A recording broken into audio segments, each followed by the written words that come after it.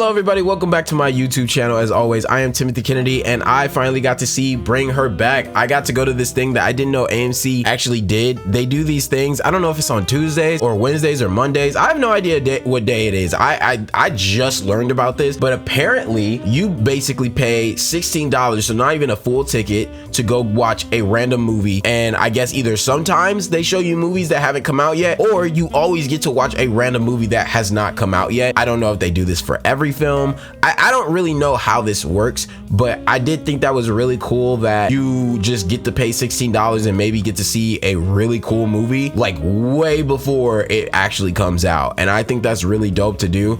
But yeah, I got some thoughts on this movie. This was definitely not what I had anticipated it being, and I'm in the middle ground of how I feel about it, if I'm being honest with you. It's from the Raka brothers. I'm sure you guys have seen some of their awesome YouTube videos before, but if that wasn't the case, you definitely should have seen their previous movie, Talk to Me with A24, because that was a phenomenal piece. It was a phenomenal thriller horror movie.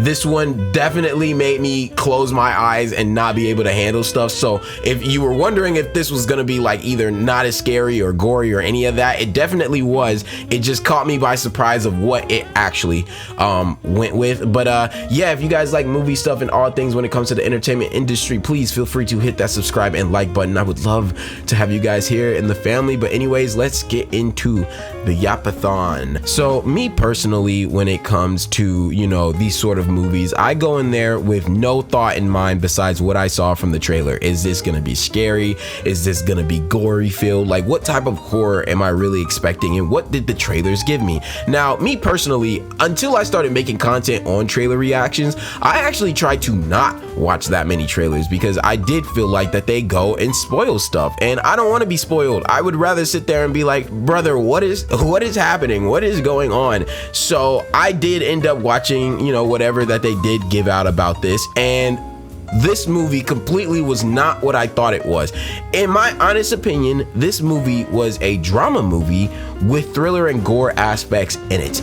And I know it was supposed to be sort of like a mix between the two, probably, or maybe more so on the gory horror field, but I felt heavy leaving from that film. I felt like something emotionally taxing from leaving from that film. And although the gore was probably some of the most intense stuff I have ever seen since like Terrifier, because Terrifier does not hold back, this thing made you watch some extremely uncomfortable stuff. And it's not like The Conjuring where, you know, you see someone doing something absolutely diabolical to the human body and you're just like, oh well, it's a demon, so it's gonna be fine. Like, I don't know if you guys ended up watching this, but The Evil Dead, when she was chewing on the glass and eating it, me personally, it did not affect me as much, only because for the fact that I genuinely was like, oh, it's a demon. She's gonna eat this glass completely fine for some reason because she's possessed at the moment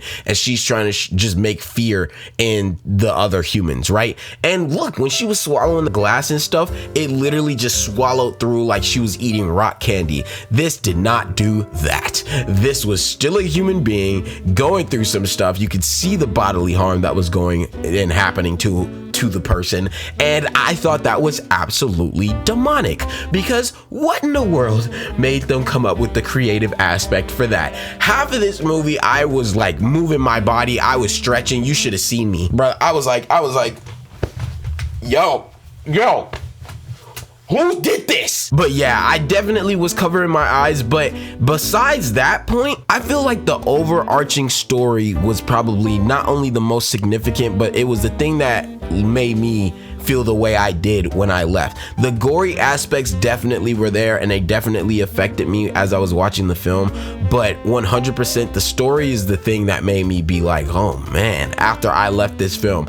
This is a sad story. It is a very sad story, and it deals with a lot of grief and acceptance and moving on and abuse.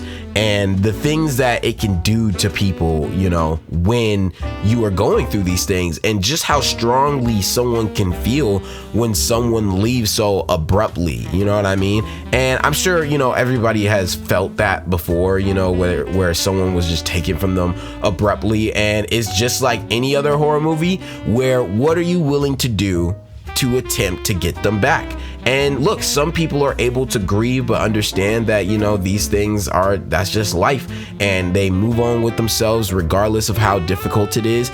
And then there are some people who could just literally not move. They can't move. There's something that they're longing for, that they're missing in their life, and they feel like they have to do anything they can to get that back.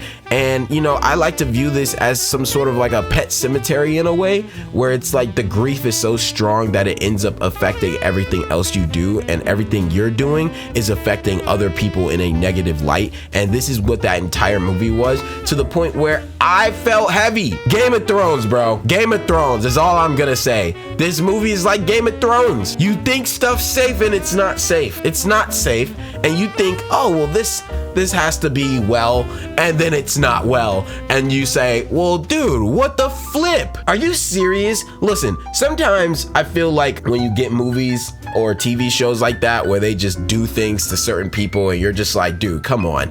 I'm like, who writes this? Because as an audience member, I would assume you would want everybody to win at the end in some way, but sometimes in life that doesn't happen. You don't always get to leave things unscathed. And I feel like that's how we feel when it comes to this movie and any other thing like this, where you don't always get to go unscathed. You don't always get to get the movie where everything is gonna go fine, or you can figure out the plot points in the movie because you know this is gonna happen, and they have to do this because that's what the audience is hoping for. So they gotta feed us what we're hoping for. Sometimes you don't get fed the thing you want. And so this movie was extremely heavy. I thought the acting was absolutely phenomenal by every person in here. The fact that some of these kids, and majority of this was acted out by children, which I was so surprised to see. I don't know what they're teaching those people in Australia, but I think they got that British, you know, sort of acting feel, because they are just as fire as anyone else. One of the actors in there, literally, it's their first time acting. And in my opinion, I'm just like, man, dude, what's going on with these phenomenal people who are just getting their start? This just happened in Sinners. Guy who made Sammy, also first time breaking into the industry, and they're just absolutely hitting the ground running. I love seeing that, and I just felt like I could feel everything from the intentions of the directors, from the cinematography, I mean the music, the sound effects too. The sound effects definitely amplified the gore. The gore was okay. No, let me stop. The gore was insane, but the sound effects added to the gore is the thing that set me off, because I was like, all right, enough. We get the point, we get the idea. But overall, this film was really sad to me. Personally, I think this is a great film. I don't know if I will put this on the same scale as their Talk to Me.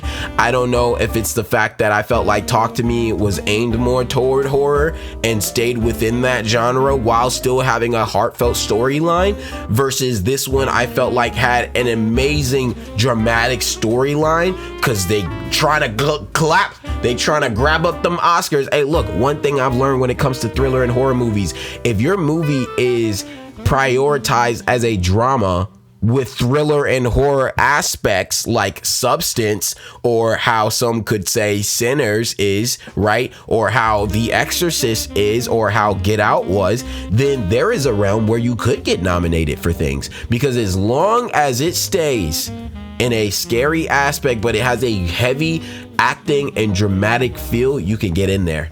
They don't got no problems when it comes to stuff like that. But that's how I feel. I don't know. I would put this rating wise as an 8 out of 10. I enjoyed the film. Do I wish that this had, you know, maybe a little bit more scary elements? Yes, but overall this was a heartfelt story that I enjoyed myself. I apologize if the screen was blurry, by the way, the whole time. I had no idea until right now. So I've already recorded 3 videos like this, so that's gonna be great. I'm not redoing them. Anyways, yeah, I did enjoy this film. I think I would only watch this once, because I walked out of that theater being like, man, But yeah, please let me know what your thoughts when you guys do check it out, or if you're gonna check it out, let me know how this review was. But as always, I will see you guys in the concession stands. Peace.